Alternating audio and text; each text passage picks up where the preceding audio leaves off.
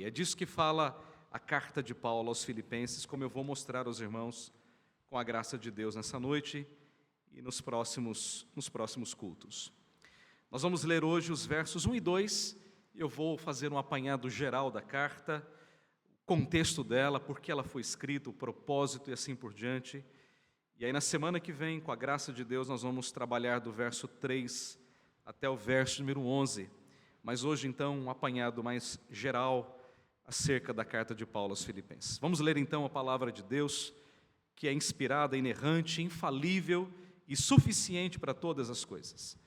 Assim então diz a palavra do nosso Deus. Paulo e Timóteo, servos de Cristo Jesus, a todos os santos em Cristo Jesus, inclusive bispos e diáconos, que vivem em Filipos, graça e paz a vós outros, da parte de Deus nosso Pai e do Senhor Jesus Cristo. Vamos orar mais uma vez. Senhor Deus, nós estamos cultuando o Teu nome nesta noite, reunidos aqui neste lugar especial, reservado para isso. E nós estamos aqui, ó Deus, com o nosso coração fervendo pela glória de Cristo. O nosso coração está desejoso de ouvir a Tua voz, Senhor. Então, Deus, por favor, fale conosco nessa noite. Ilumina, Senhor, o nosso coração e a nossa mente. Dá-nos, Pai, um espírito ensinável, um coração dócil diante da Tua palavra. Fala, Deus, meu Senhor. Unja, ó Deus, os lábios do Teu servo, para que ele pregue a Tua palavra com fidelidade, com clareza, com simplicidade e de forma prática. E que as palavras dos meus lábios e o meditar do meu coração sejam agradáveis na Tua presença, Senhor, nossa rocha e nosso Redentor. Nós oramos para a glória do Teu nome e oramos em nome de Jesus. Amém. Meus irmãos, todas as pessoas desejam ser felizes. Todas. Se você perguntar para uma pessoa qualquer, você quer ser feliz? Ela vai dizer, claro que sim. Todos nós desejamos a felicidade. Há um filme famoso, não é? Em Busca da Felicidade, A Procura da Felicidade, que descreve a vida de um homem pobre, simples, buscando encontrar um propósito para a sua própria vida. Mas ele procura isso no dinheiro, no bem-estar da sua própria família. Mas a grande pergunta é, onde é que nós podemos encontrar a verdadeira felicidade? Nós queremos ser felizes, nós somos criados por Deus para sermos felizes. Mas a pergunta é, onde é que nós encontramos essa felicidade? Como é que nós podemos desfrutar dessa felicidade? Eu acredito que a resposta a essa pergunta está aqui, diante dos nossos olhos, na carta de Paulo aos Filipenses.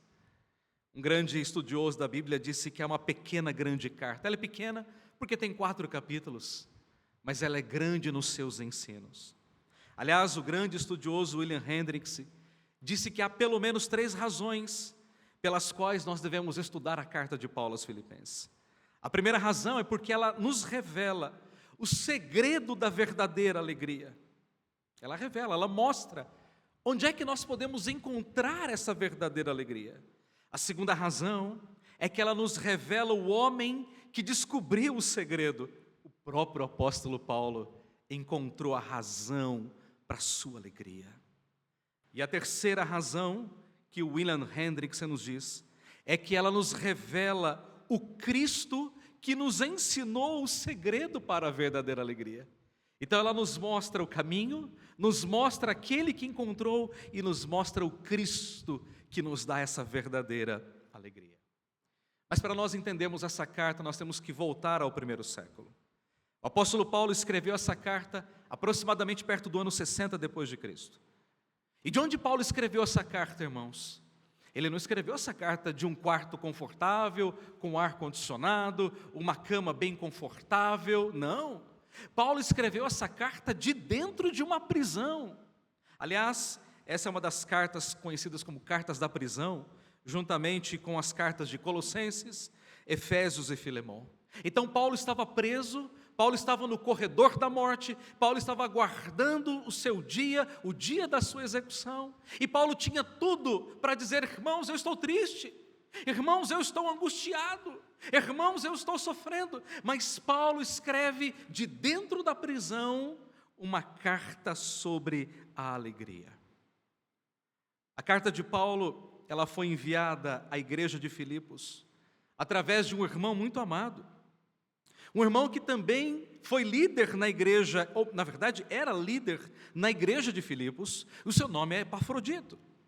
Para você ter ideia, Epafrodito viajou de Filipos a Roma, onde Paulo estava preso, cerca de 1.280 quilômetros. Só para você ter uma ideia de dimensão geográfica, é como se você viajasse a pé de São Paulo a Porto Alegre. Você tem ideia disso? Uma viagem de avião aí de 1h20, 1h30 aproximadamente. Eu viajei para lá recentemente, é isso aí que um avião gasta, cerca de 1h30. Epafrodito levou, sabe quanto tempo? 1 mês para viajar de Filipos até Roma. Filipos foi uma igreja fundada pelo próprio apóstolo Paulo, que tinha um amor muito grande pelo apóstolo Paulo. Na verdade, foi a única igreja, quando mesmo Paulo disse, que se associou com ele no tocante a dar a receber. E sabe qual é o detalhe? Era a igreja mais pobre de toda a Macedônia, mas foi a única igreja que se associou com Paulo em todo o seu ministério, em todo o seu tempo de apostolado. Foi a única igreja que ofertou. E aqui isso nos traz uma grande lição de pronto. Não importa o tamanho de uma igreja, ela pode ser uma igreja pequena ou grande, mas ela tem que ser uma igreja missionária. Não é a quantidade de recursos que temos, mas é o nosso coração, é o tamanho do nosso coração na obra missionária. Mas então Epafrodito procura o apóstolo Paulo viajando de Filipos a Roma, e Epafrodito vai ter com o apóstolo Paulo, e ele tinha 3 propósitos em mente. Primeiro, Epafrodito queria entregar a Paulo uma generosa oferta da igreja de Filipos. Se você olhar lá para o capítulo 4, nós chegarmos lá, eu vou mostrar isso com mais detalhes, mas Paulo agradece àqueles irmãos pela generosidade das ofertas que foram enviadas deles por meio de Epafrodito. Então o seu primeiro propósito era levar a Paulo uma oferta generosa. O segundo propósito era servir o apóstolo Paulo durante a sua prisão domiciliar na cidade de Roma. Paulo disse que na sua primeira defesa ninguém foi a seu favor, todos o abandonaram. Paulo diz isso: todos me abandonaram. Então você imagina Paulo dentro de uma prisão e agora recebendo a visita de um grande amigo, Epafrodito, levando para ele ofertas. O coração de Paulo, irmãos, deve ter se alegrado muito. Quando a gente recebe uma visita em casa, a gente não fica com o coração alegre? Quando nós estamos doentes, quando nós estamos angustiados, e vem alguém e traz para nós um prato de bolo.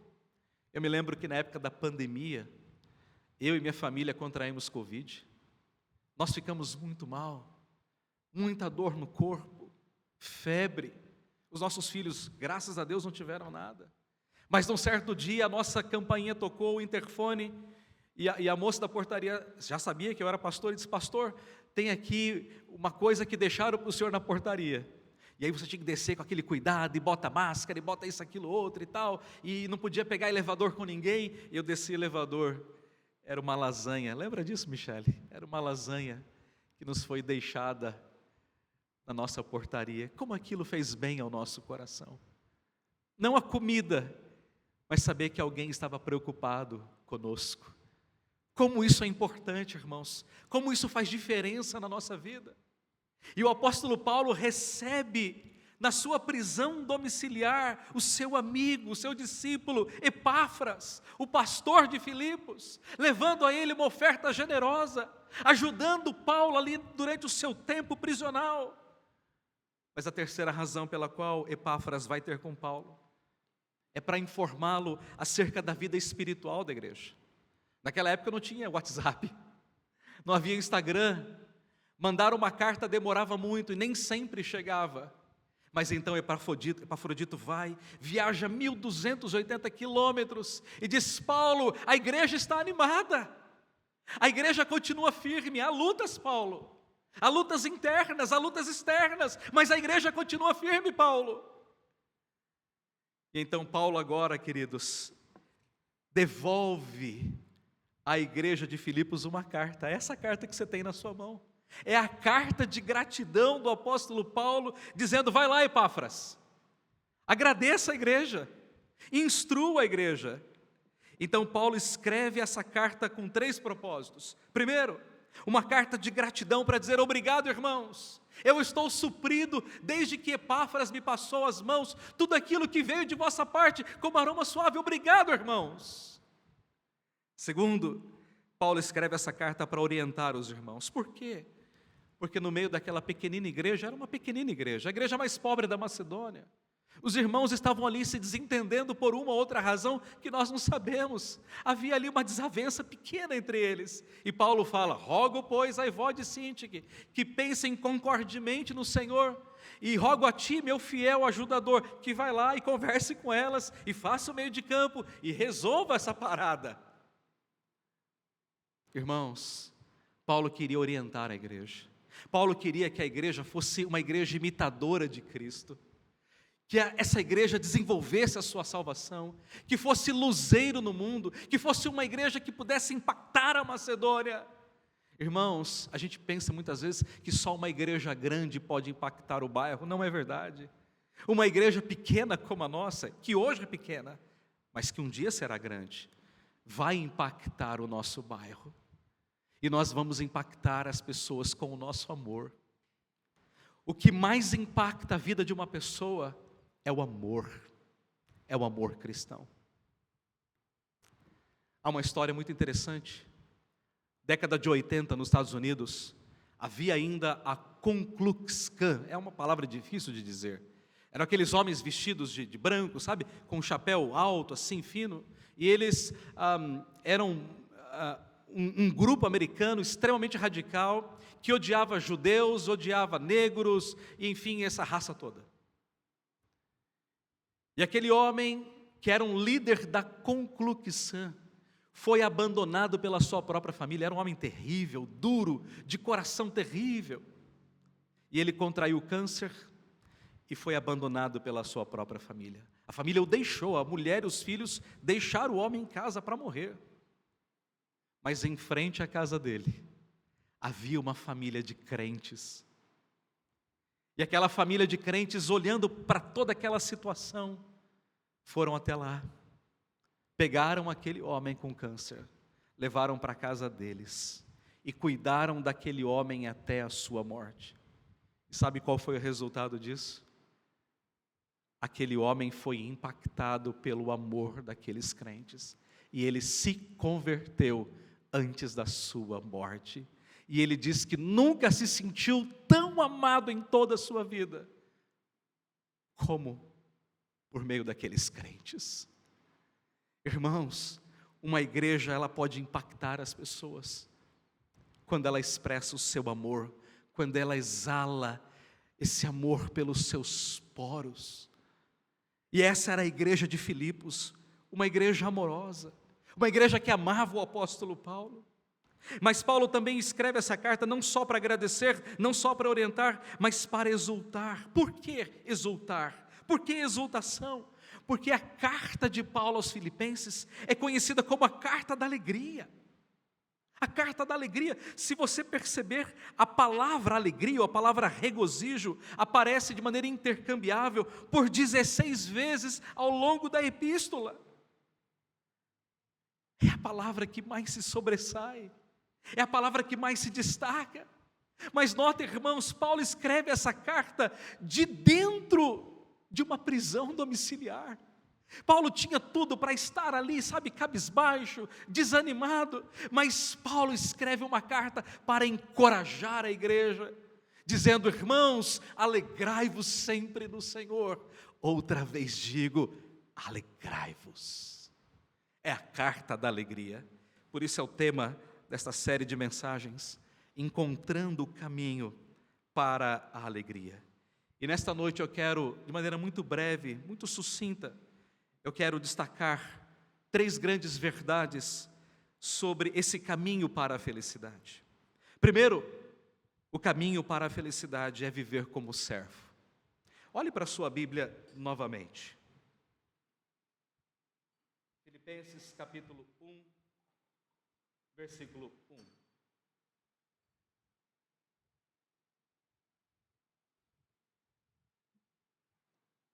O ar aqui do lado é bom, mas resseca os lábios. Veja o que Paulo diz. Paulo e Timóteo, servos de Cristo Jesus. A primeira palavra que aparece, o primeiro adjetivo que aparece, é a palavra servos. Meus irmãos, essa é uma das palavras mais importantes do Novo Testamento. E permitam-me citar o grego, não para mostrar conhecimento, mas para que os irmãos entendam. A palavra grega, aqui usada pelo apóstolo Paulo, é a palavra doulos. Doulos significa escravo. Então é como se Paulo escrevesse: Paulo e Timóteo, escravos de Cristo Jesus. Irmãos, quem escreve essas palavras é o grande apóstolo Paulo. Um catedrático, versado nas Escrituras, um poliglota, um líder, um homem já muito conhecido e experimentado. E ele poderia simplesmente dizer: Paulo, apóstolo de Cristo, Paulo, o líder da igreja, Paulo, o apóstolo aos gentios, mas ele escreve na qualidade de um servo, de um doulos, de um escravo. Paulo e Timóteo, escravos de Cristo Jesus. É assim que nós deveríamos nos ver todos os dias, irmãos, como escravos de Cristo, não como senhores, não como mestres, não como pessoas importantes, mas como escravos. Há uma história muito interessante. Conta-se que um homem crente da Inglaterra, ele trabalhava pela libertação dos escravos. Era um homem rico, convertido ao Senhor. E ele comprava escravos, cuidava deles e depois lhes dava a carta de alforria e os despedia. E certo dia ele foi a um comércio, a um lugar de comércio de escravos. E ele viu ali uma jovem sendo maltratada, presa, ferros, muito surrada, magra. E aquele homem, aquele senhor, perguntou ao dono daquela escrava: quanto ela custa? E aquele homem escravagista, percebendo o interesse daquele homem, dobrou o valor.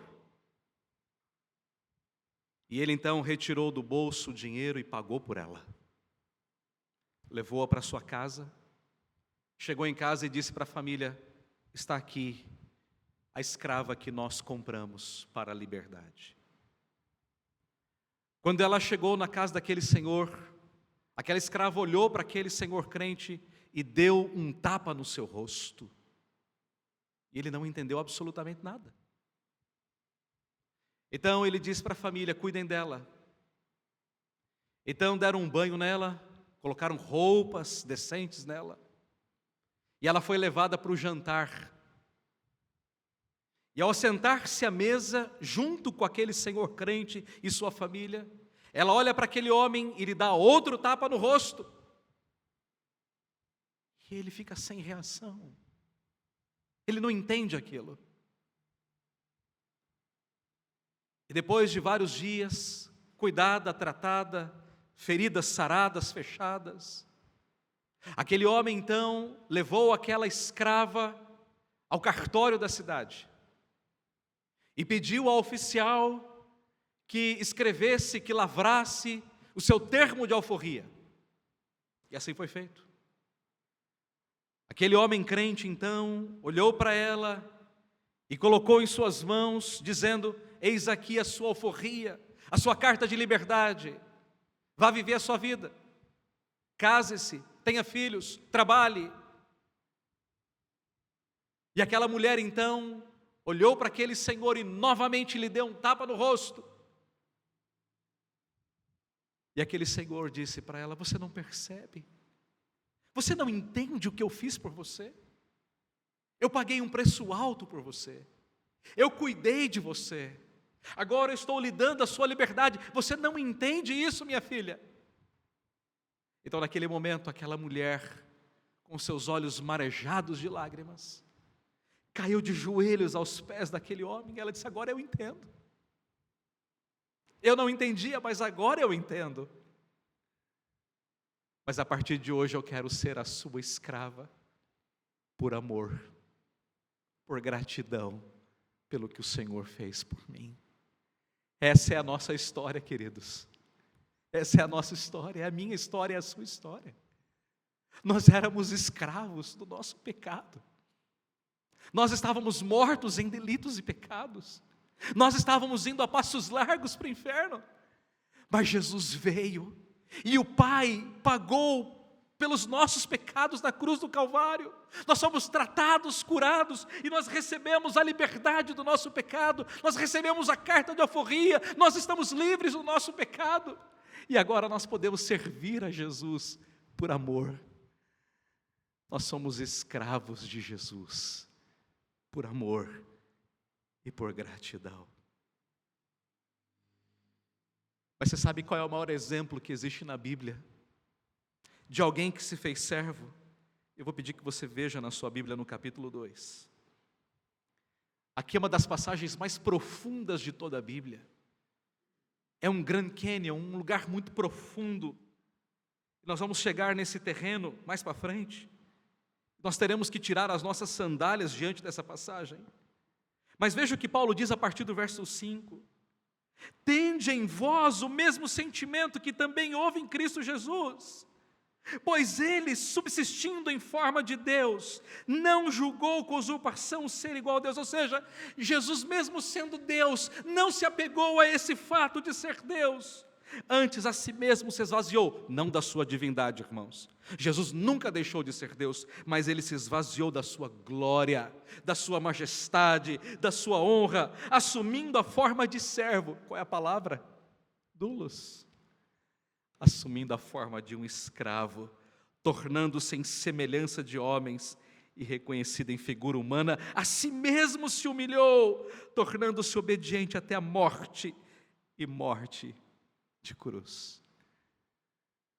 O Rei do universo, o Senhor dos senhores, aquele que estava exaltado em glória, queridos, deixou o seu trono, deixou a sua glória, para morrer numa cruz por mim e por você. Isso não é lindo? Isso não é glorioso?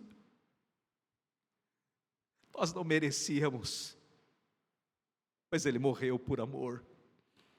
Ele se fez escravo por amor a mim e a você.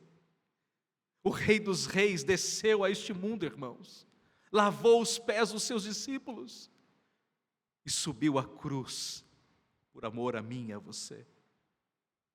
Na igreja de Jesus, queridos, todos nós somos escravos de um único Rei, Jesus. Mas em segundo lugar,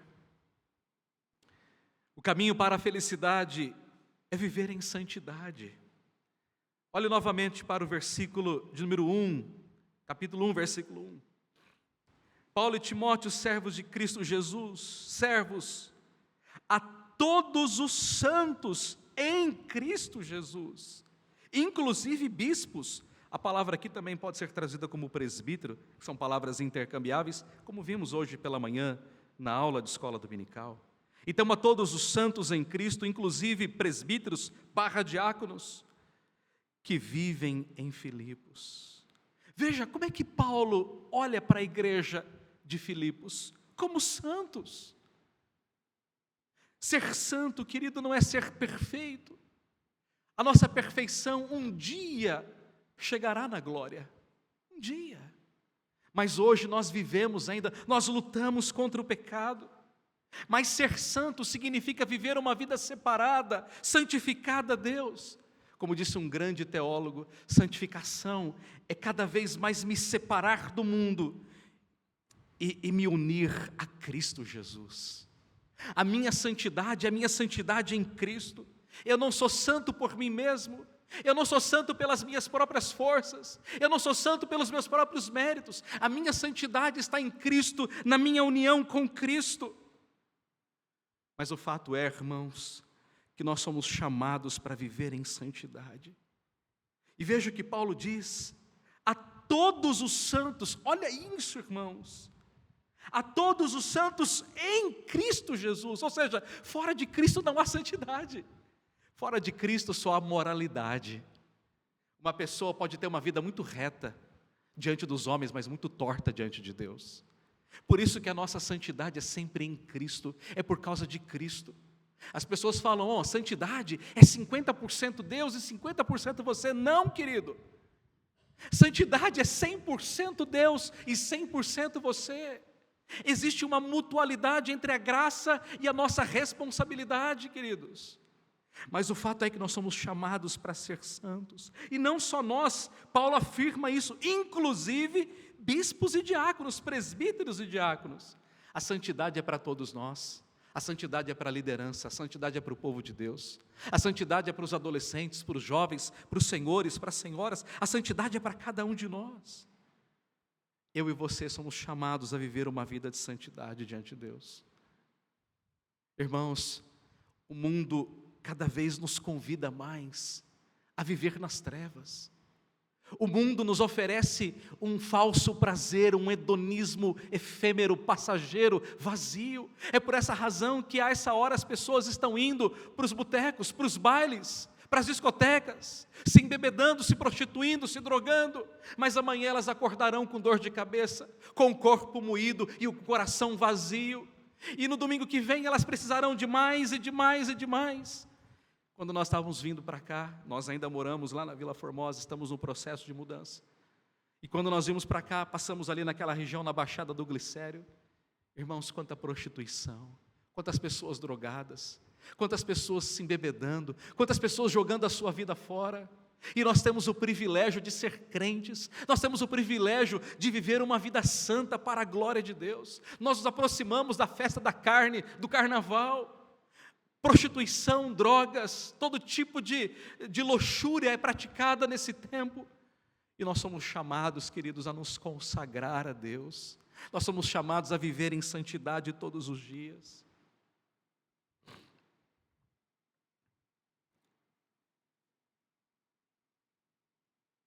John Newton foi um ex-escravagista. John Newton, que escreveu o famoso hino Amazing Grace, surpreendente graça. Ele disse assim: eu sei que não sou o que deveria ser. Eu sei que não sou o que deveria ser. Eu sei que ainda não sou aquilo que um dia eu serei. Mas eu também sei que eu não sou mais aquilo que um dia eu fui. Deus seja louvado, irmãos. Nós somos assim, queridos. Nós ainda não somos aquilo que um dia nós seremos, mas nós também não somos mais aquilo que um dia nós fomos. Nós somos lavados, nós somos transformados, nós somos santificados. O Senhor está santificando a nossa vida dia após dia, até aquele dia, irmãos, que nós seremos completamente parecidos com Cristo na eternidade. O apóstolo João diz que naquele dia nós o veremos, e nós haveremos de ser como Ele é. Nós temos que dizer não ao mundo, e cada vez mais sim ao nosso Deus. Mas em terceiro e último lugar, o caminho para a felicidade é desfrutar da graça e da paz. O caminho da felicidade é ser servo. O caminho da felicidade é viver em santificação. Mas também o caminho da felicidade é desfrutar daquilo que Deus já nos deu. Versículo 2, veja o que Paulo diz: graça e paz a vós outros, da parte de Deus nosso Pai e do Senhor Jesus Cristo. Eu quero que você perceba que a mensagem de Paulo é sempre cristocêntrica, sempre. Lá no seminário JMC, Deus tem me dado a responsabilidade, mas também a honra de ensinar jovens pregadores. Eu sou um professor de pregação. Que grande responsabilidade. E uma das coisas que eu exijo dos meus alunos, e isso é inegociável, que a pregação deles seja cristocêntrica. Se ele não prega Cristo, não há crítica, ele está reprovado. Eu nem me dou o trabalho de fazer a crítica. Eu quero que ele pregue Cristo, porque Cristo é a resposta aos nossos anseios. Cristo é o evangelho puro e cristalino, irmãos. E por que eu estou dizendo isso? Porque eu quero que você olhe para o texto.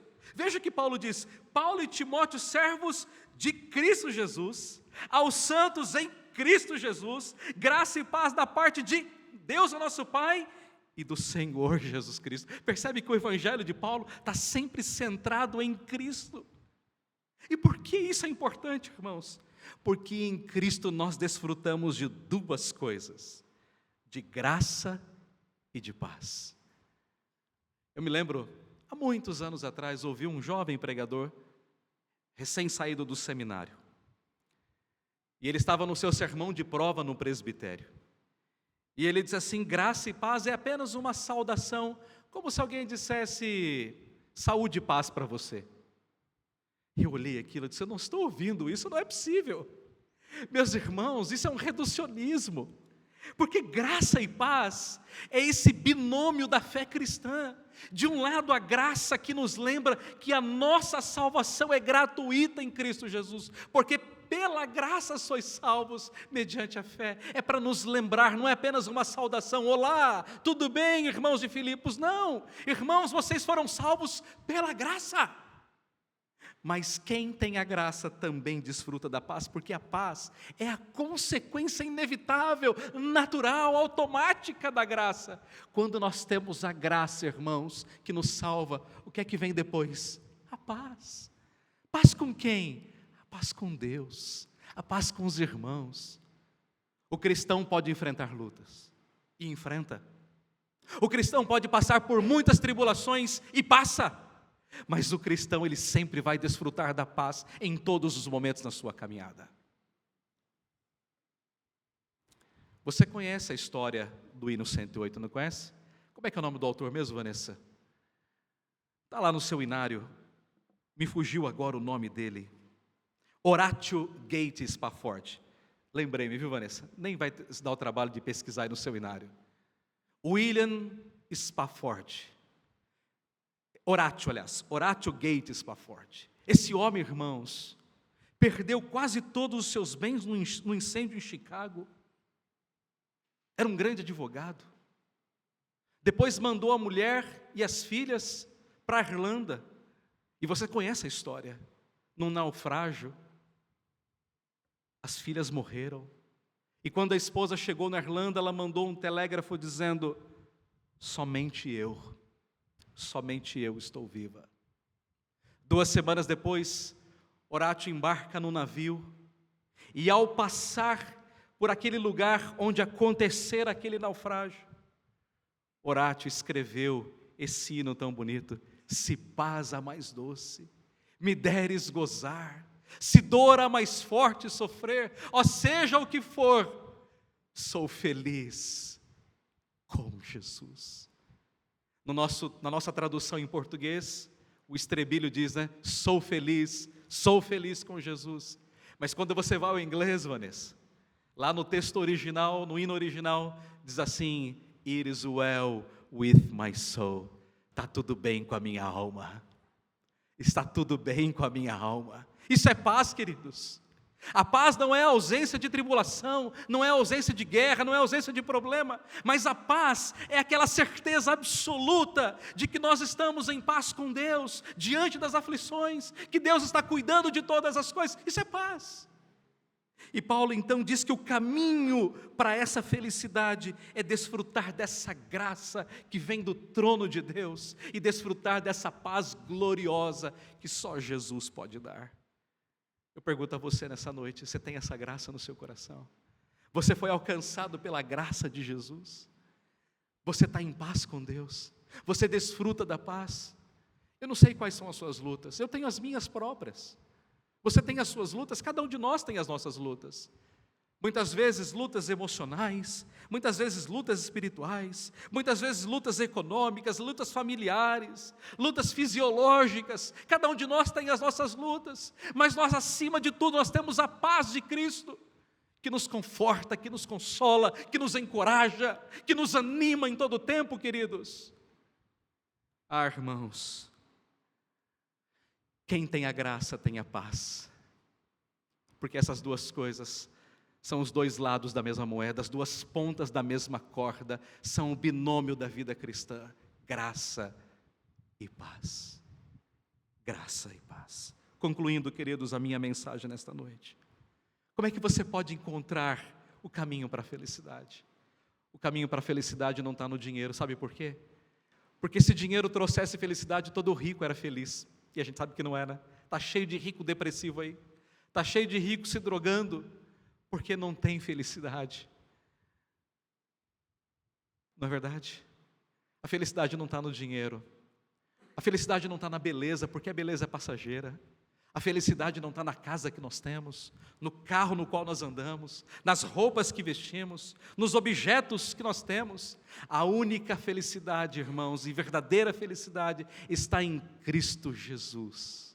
Olhe para Ele, confie nele. Somente Cristo pode tornar o seu coração alegre e feliz para todo sempre. Somente Cristo pode dar a você a verdadeira felicidade. Felicidade verdadeira, felicidade eterna, felicidade inaudita, incomensurável, felicidade gloriosa. Vá a Cristo. Quais são as lutas que você enfrenta hoje?